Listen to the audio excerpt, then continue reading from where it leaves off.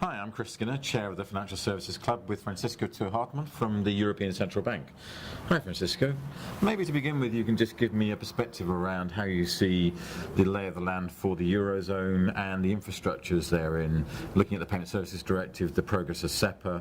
Where exactly are we now?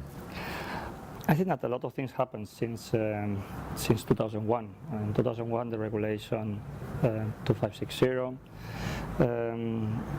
came, and what happened, I think, as a reaction to the regulation, the banks created the European Payments Council. They created, and they started to work on the payment instruments. They did a very good job, I think. They did a very good work because they implemented the SEPA credit transfer.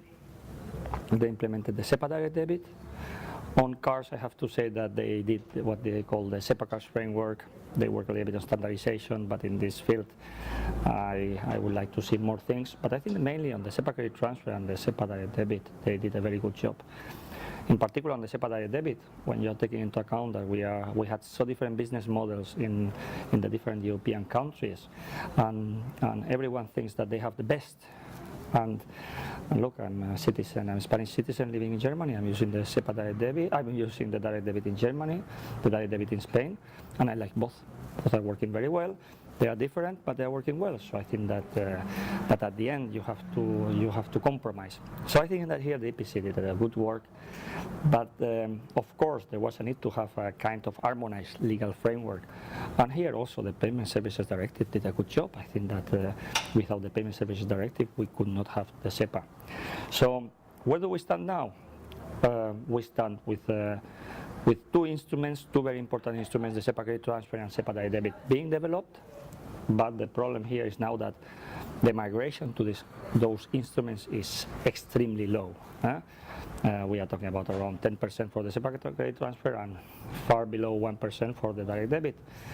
And I think that when we take into account what was done for the euro, where you had a regulation in which at some stage the old national currencies had to disappear, and the euro was becoming the currency for the euro area. I think that it shows that also something similar has to be done with the credit transfer and the direct debit. Coming back to the euro, the regulation that it was regulated that by end of June, national currencies, Spanish peseta, Deutsche Mark, guilders, had to disappear, and the euro was going to become the currency. But because the certainty was there already, the migration took place in February. At the end of February, all transactions were making with euro banknotes and coins. So it shows that the regulation is needed, and the European Central Bank is very much in favor of having such a regulation. Of course, we are discussing modalities about the regulation. We are now, at the time being, preparing a legal opinion on the regulation, but in general, we have a very positive stance vis-à-vis the regulation.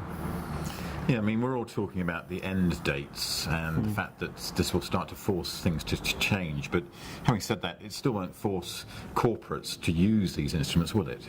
Yeah, it will force corporates to use the instrument. This is what the regulation will be about, and this is where the discussion is now. The time that you will give corporates to adapt to the new instruments. I think that this shows also that it has been. I think that the European Payments Council and the banks have been doing a very good job, but on the communication side, maybe not the best job. And I think that now they will be obliged to say the SEPA instruments to the corporates. It's crucial. If you have not, if at the end you are keeping the regulation in the interbank domain, then you will not move. You will still have conversion facilities, etc., etc. So we believe that it's crucial that is this. That also corporates, users are obliged to use these instruments. Maybe they will need more time. They will need some help from the banking industry, but we believe that it's very important that they are going to use the SEPA instruments. So let's say these dates come into play and that harmonisation is there. How will small to medium-sized businesses, the micro-enterprises, be taken across and migrated to these instruments? Because that's where the real issue lies, isn't it? Yeah. Again, I think that is very much. First of all, I think that public authorities have a role to play. Also maybe in the communication at national level, to sell to the users the beauties of SEPA, but also to use the SEPA instruments. Now we have the experience in France. Public administrations are starting to use SEPA instruments. This is a very good example. So I think that this should happen, not only in France, should happen in all SEPA countries, in particular the ones that have the euro already. And so this is very important. But again, once public authorities, it's true what you say, that small and medium enterprises will have to be approached and convinced about the beauties of SEPA. There is a big problem here, there is ignorance. There are several surveys that show that a lot of small and medium enterprises, even corporates, are very little aware about SEPA, and in particular about the benefits of SEPA. And look, it's very, the competition is the magic word, and a lot of people say, yeah, what does it mean? Is SEPA only for the big corporates that have business in different countries? I think that for those corporates, certainly SEPA is of benefit, but also for the small and medium enterprise. I think that a small company in Spain will benefit of having the SEPA. Why? Because they will have, this company will be able to choose a bank that is offering the best services, not only in Spain, in all the SEPA. So, and this is what will be SEPA about. So I think that all those benefits need to be properly communicated to the users. And of course, they will need time to adapt to the SEPA instruments. It's a shame that in the last, we know the SEPA credit transfer already since long, how it will look like, or how it looks like, the SEPA direct debit, and that this process didn't start before. This is maybe the shame.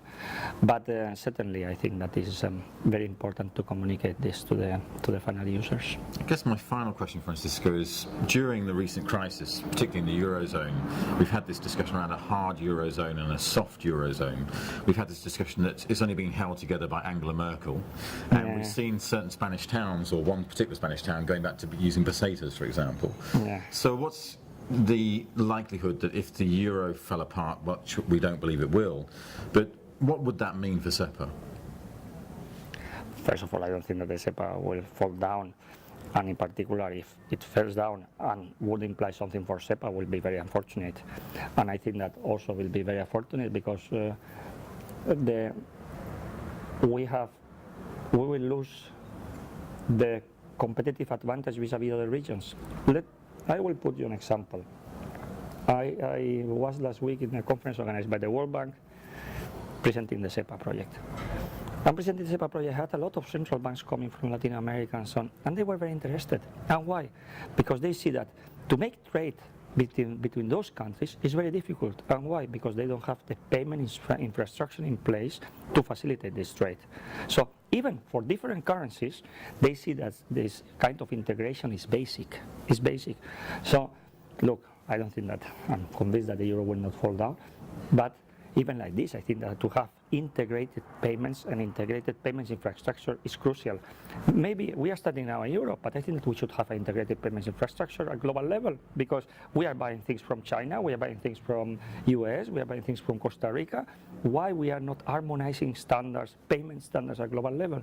So certainly I think that we are now in a trend of harmonization, and this will continue. SEPA has been the beginning. It's very much seen as a reference in other parts of the globe, but I think that this harmonization process will continue.